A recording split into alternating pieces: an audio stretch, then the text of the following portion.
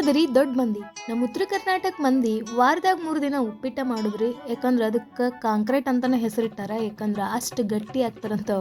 ಊಟ ಮಾಡಿದ್ರೆ ಬೇಗ ಹಸು ಆಗಂಗಿಲ್ಲ, ಕೆಲಸ ಮಾಡೋಕೆ ಶಕ್ತಿ ಬರ್ತೈತಿ ಅಂತ ಹೇಳಿ.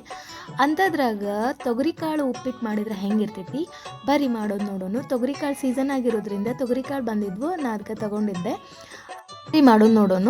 ಒಂದು ಪಾತ್ರೆಗೆ ಎಣ್ಣೆ ಹಾಕಿ ಅದಕ್ಕೆ ಒಂದು ಸ್ವಲ್ಪ ಉದ್ದಿನಬೇಳೆ ಹಾಕಿ ಬ್ರೌನ್ ಕಲರ್ ಆದಮೇಲೆ ಜೀರಿಗೆ ಸಾಸಿವೆ ಹಾಕಿ ಕರಿಬೇವು ಹಾಕಿ ಮತ್ತು ಮೆಣಸಿನ್ಕಾಯಿ ಹಾಕಿ ಹಂಗೆ ತೊಗರಿಕಾಳು ಬಿಡಿಸಿಟ್ಟಿದ್ವಲ್ಲ ಅದನ್ನು ಹಾಕಿ ಚೆಂದಾಗಿ ಫ್ರೈ ಮಾಡ್ಕೋಬೇಕು. ತೊಗರಿಕಾಳು ಎಣ್ಣೆ ಒಳಗೆ ಚೆಂದಾಗಿ ಫ್ರೈ ಆದಮೇಲೆ ಉಳ್ಳಾಗಡ್ಡಿನ ಹಾಕಬೇಕು.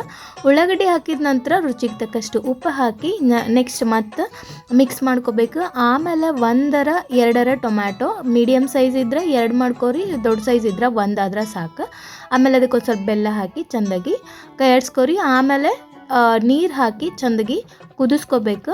ಚೆಂದಾಗಿ ಕುದ್ದಾದ ನಂತರ ನುಚ್ಚು ಹಾಕಿ ಅಥವಾ ರವೆ ಹಾಕಿ ಚೆಂದಾಗಿ ತಿರ್ಕೋಬೇಕು. ಮಸ್ತ್ ಉಪ್ಪಿಟ್ಟು ರೆಡಿ ಆಕೈತಿ. ಅದಕ್ಕೆ ಒಂದು ಸ್ವಲ್ಪ ತುಪ್ಪ ಹಾಕೊಂಡು ತಿಂದುಬಿಟ್ರೆ ಮಸ್ತ್ ಮಜಾ ಇರ್ತೈತಿ. ಮಾಡಿ ನೋಡ್ರಿ ನೀವು.